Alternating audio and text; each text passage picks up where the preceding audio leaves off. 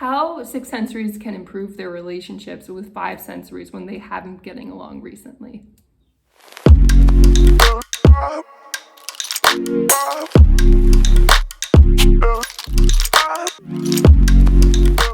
Hi, my name is Leah Chantel. Welcome back to my channel. And today I'm talking about how six sensory people who believe in intuition, psychics, mediumship, guides, the whole deal. How do we get along with five sensories who may very well have the very opposite belief system? Maybe they don't believe in God at all, or they could be very religious and very logical.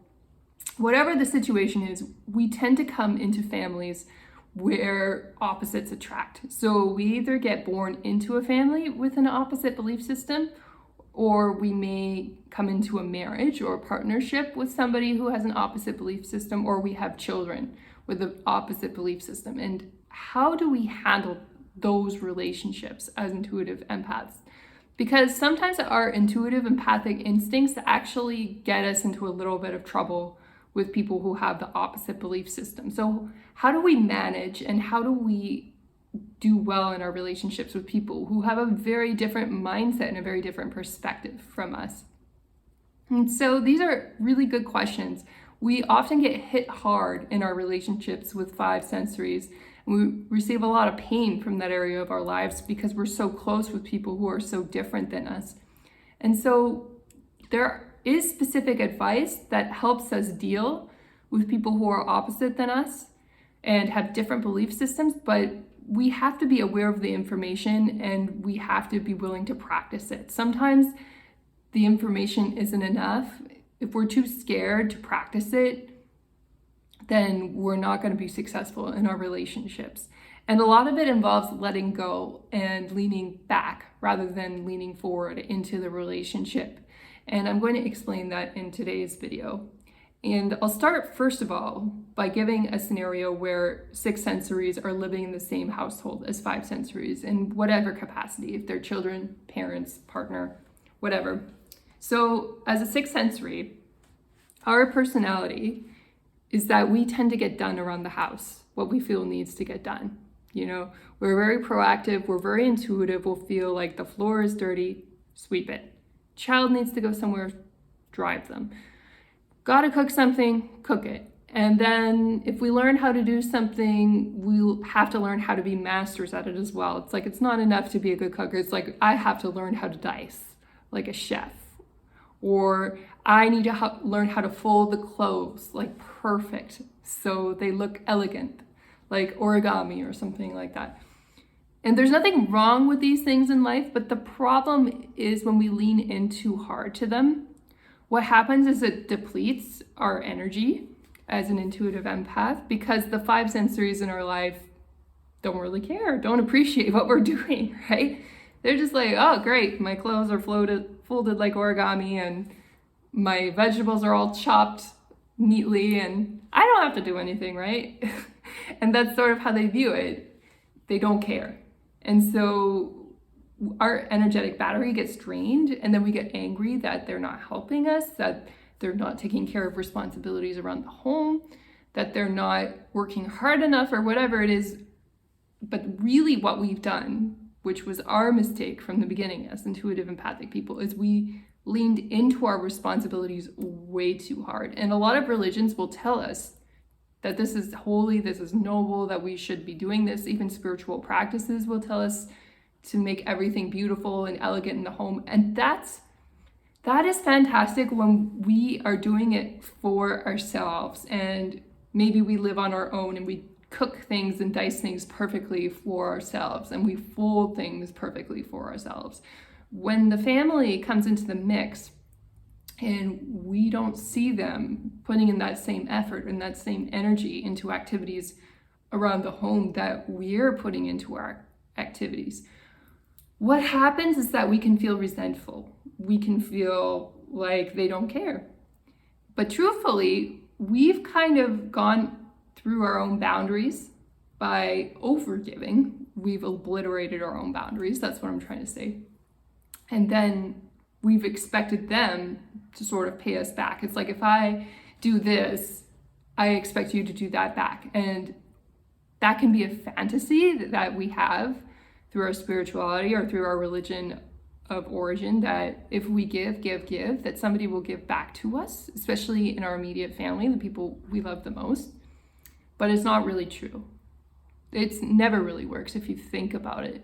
Think about how you grew up and who was the person who was giving the most. Did people give back to them automatically in return just because they were choosing to give the way that they were giving? Or did people just kind of take it and receive it and enjoy the fruits of their labor, right? Usually people just enjoy the fruits of others' labor. They don't really feel compelled to reciprocate.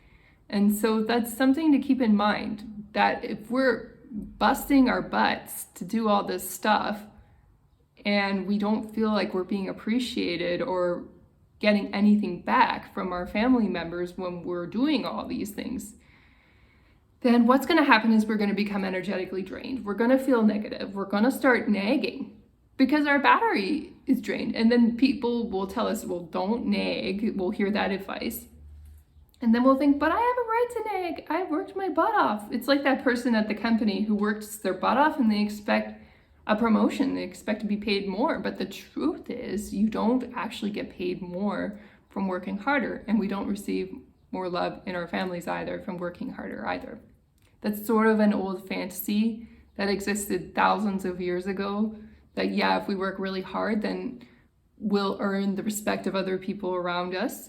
We live in a much more complicated world than that these days. So we don't typically just receive, payment for all of the things that we do that we're unconsciously expecting. And then we get angry when we don't get what we think we deserve. And so anything that you do around the house, you could still choose to do it, but you have to let go of the expectation that you're going to get anything out of it if you choose to do these things around the house. That's one way of looking at it. But here's actually what I recommend instead. So that's good. You could go about it that way, but you could also do what makes you happy outside the house. And I'm going to recommend that more because that actually gives you a chance to take a break and recharge your batteries.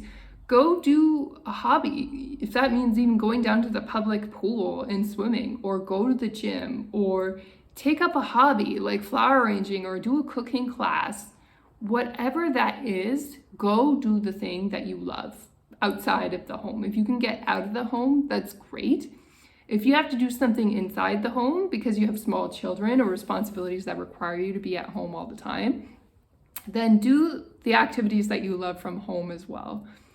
And then that's what's going to recharge your batteries. That's actually what's going to improve your relationships with the 5 sensory people around you. Because why do 5 sensory people and 6 sensory people connect? Why are they really attracted to each other on a soul basis when they're born together into families or when they're physically alive and meeting as partners? The reason why these different souls get attracted to each other is because they had fun together. So 5 sensories do understand fun, right? They do understand joy, they do understand entertainment and spending quality time together. And that's what usually attracts them to a 6 sensory person. That's why we get into relationships and we're opposites, right? And so if you go do what you love and you go do what's fun for you, and when you come home, then they're going to feel that fun and they're going to feel that joy. And that's going to be the very thing that starts healing your relationship with the 5 sensory, not overworking yourself, not doing more and doing it perfectly, but getting out and unplugging and taking a break and letting those responsibilities kind of sit. If things get a little bit dirty around the house, just leave it. And they can come to you and talk to you about it if they're concerned. But then when they open the conversation, see, here's the thing, you let them open the conversation, then they need to be responsible for it too. And then that's the perfect opportunity to discuss the situation like mature adults. But if you go to them first and nag them about something, it's not going to work. They're going to ignore you. So that's the thing, is go focus on what makes you happy. Do the thing that gives you joy. Create beauty around your home. And then if they really want to talk to you about some of these responsibilities, they can approach you and talk to you about it. And then that can be the opportunity where you set a boundary and you actually make some good constructive progress about who's going to do what around the home, right? And so that heals your relationships when you stop nagging and you stop getting upset or intuitively taking care of something that you think should be taken care of first, rather than follow that intuitive instinct, go to where your joy is outside the home first, actually, or inside the home. If that's what you have as options, then fine, that's good too. You know, there's so many things that we can do through Zoom and online nowadays. We have a lot more options to do things inside the home as well to give us joy. And so we don't have to go outside the home, but going outside can be good because it gives you a little energetic break from that milieu of whatever's going on inside the home, right? And then what you need to do is that you need to do that joyful activity when the five sensory person approaches you and talks to you about what would give you both joy. Then you can be in joy together and remember why that relationship worked between you in the first place and share joy together. When you're in that place, that's when the relationship heals, and that's when you've got a chance at making it work again. You know, the things that can kind of kill us as six sensories and as our kryptonite is if we take on too much responsibility for others. To a certain extent in life, we do need to take on some, but having said that, we always need to prioritize our own fun and our own joy first to recharge our batteries and then come back to the roles and responsibilities that we need to do around the home. When we do things that way, then our relationships are going to be much healthier and they're going to last much longer, and we'll be more flexible to get along with a lot of different kinds of people. We become isolated when we're very stubborn and we believe we always have to be around other six sensory people and that they have to do things exactly the same way we do. The truth is, there's just not that many six sensory people on the planet. There are more of them, and more people are starting to wake up as six sensories. But having said that, if we isolate ourselves and we only have healthy relationships with other six sensories, then we're really limiting our lives. And we're limiting our reach to potentially help other people as well when we're very stubborn and we're very afraid of other five sensory people, or we don't know how to get along with them. And so we actually need to expand our limits. We need to be more than just nice as six sensory people, because sometimes being nice gets interpreted as I do all the responsibility and get taken advantage of, and the five sensories in my life just to get to enjoy and receive all the benefits of it. You know, being nice and having self-respect can go hand in hand. That means setting boundaries when the conversation comes up and letting five sensories take on their own responsibilities that they need to take on. But don't try to nag and force it. Bring it up when they come to you in conversation and ask you for something. Because if something doesn't feel right that they're asking you for, that's the time to set a boundary. And five sensories have a lot of different interesting ideas nowadays. There's a lot of different ideas about relationships floating around the internet and requests that five sensories can come to six sensories with. Not to get into detail about that, but when they do come up with those requests, that's the time you set in the boundary. That's when you ask them to show up in the ways that you need them to show up. And do it in a nice way. Don't be controlling.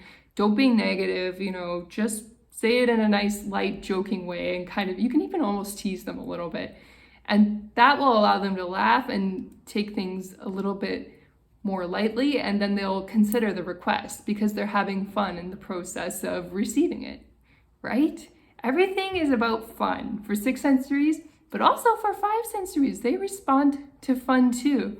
So keep that in mind and go for it when you're having those conversations with them. And don't be scared to set in boundaries. We often think, oh, I'm so scared I'm going to lose the relationship if I don't set in a boundary.